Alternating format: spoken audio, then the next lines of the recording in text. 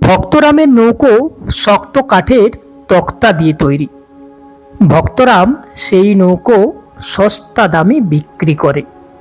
শক্তিনাথ বাবু কিনে নেন। শক্তিনাথ আর মুক্তিনাথ দুই ভাই। যে পাড়ায় থাকেন তার নাম জেলে বস্তি। তার বাড়ি খুব মস্ত, সামনে নদী, পিছনে বড় রাস্তা। তার দারোয়ান শক্তু সিং আর আক্রম মিশ্র রোজ সকালে কুস্তি করে। শক্তিনাথ বাবুর চাকরের নাম অক্রুর, তার বড় ছেলের নাম বিক্রম, ছোট ছেলের শত্রুনাথ।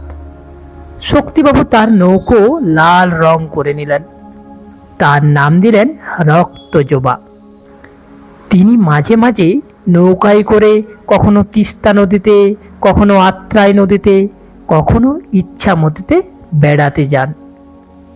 একদিন অঘ্রাণ মাসে পত্র পেলেন, বিপ্রগ্রামে বাঘ এসেছে। শিকারে যাত্রা করলেন। সেদিন শুক্রবার, শুক্লপক্ষের চন্দ্র সবে অস্ত গেছে। আক্রম বন্দুক নিয়ে চলল, আরো দুটো বল্লম ছিল, সিন্ধুকে ছিল গুলি বারুদ।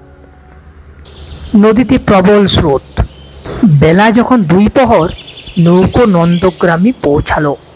রৌদ্র ঝাঁ ঝাঁ করছে। এক ভদ্রলোক খবর দিলেন, কাছেই বন্দিপুরের বন, সেখানে আছে বাঘ। শক্তিবাবু আর আক্রম বাঘ খুঁজতে নামলেন। জঙ্গল ঘন হয়ে এলো, ঘোর অন্ধকার। কিছু দূরে গিয়ে দেখেন এক বড় মন্দির, জনপ্রাণী নেই। শক্তিবাবু বললেন, এইখানে একটু বিশ্রাম করি। সঙ্গে ছিল লুচি, আলুর দম আর পাঁঠার মাংস। তাই খেলেন। আক্রম খেলো চাটনি দিয়ে রুটি। তখন বেলা পড়ে আসছে। গাছের ফাঁক দিয়ে বাঁকা হয়ে রৌদ্র পড়ে। প্রকাণ্ড অর্জুন গাছের উপর কতকগুলো বাঁদর, তাদের লম্বা লেজ ঝুলছে। শক্তিবাবু কিছু দূরে গিয়ে দেখলেন একটা ছোট সোঁতা, তাতে 1 হাঁটুর বেশি জল হবে না। তার ধারে বালি, সেই বালির উপর বড় বড় থাবার দাগ, নিশ্চয়ই বাঘের থাবা। শক্তিবাবু ভাবতে লাগলেন, কি করা কর্তব্য। অঘ্রাণ মাসের বেলা, পশ্চিমে সূর্য অস্ত গেল। সন্ধ্যা হতেই ঘোর অন্ধকার। কাছে তেঁতুল গাছ, তার উপরে দুজনে চড়ে বসলেন। গাছের গুড়ির সঙ্গে চাদর দিয়ে নিজেদের বাঁধলেন, পাছে ঘুম এলে পড়ে যান।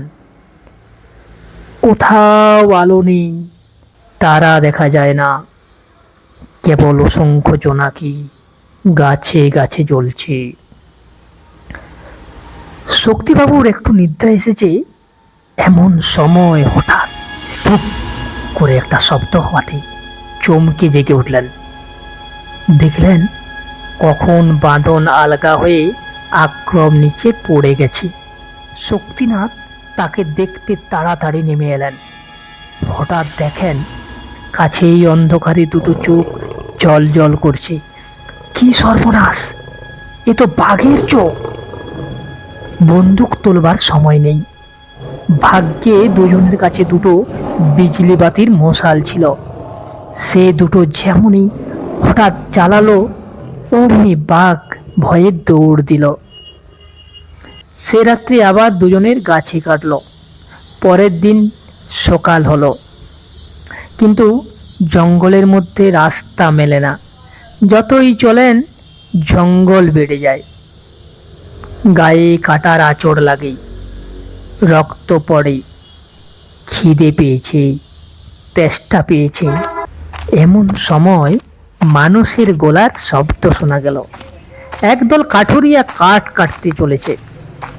শক্তিবাবু বললেন, তোমাদের ঘরে নিয়ে চলো, রাস্তা ভুলেছি, কিছু খেতে দাও।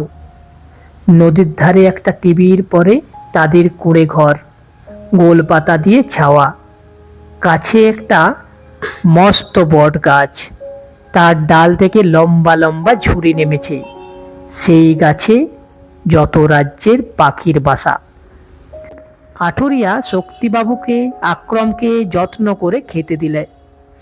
তাল পাতার ঠোঙায় এনে দিলে চিড়ে আর বনের মধু, আর দিলে ছাগলের দুধ। নদী থেকে ভারী করে এনে দিলে জল। রাত্রে ভালো ঘুম হয়নি, শরীর ছিল ক্লান্ত। শক্তিবাবু বটের ছায়ায় শুয়ে ঘুমালেন। বেলা যখন 4 প্রহর, তখন কাঠুরিয়ার সর্দার পথ দেখিয়ে নৌকোয় তাদের পৌঁছিয়ে দিল। শক্তিবাবু 10 টাকার নোট বের করে বললেন, বড় উপকার করেছ, বকশিস লও।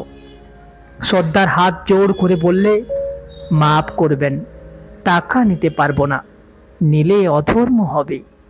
এই বলে নমস্কার করে সর্দার চলে গেল। গল্পটি যদি আপনাদের সবার ভালো লেগে থাকে, অবশ্যই একটা লাইক ও চ্যানেলটাকে অবশ্যই সাবস্ক্রাইব করে রাখবেন। ধন্যবাদ।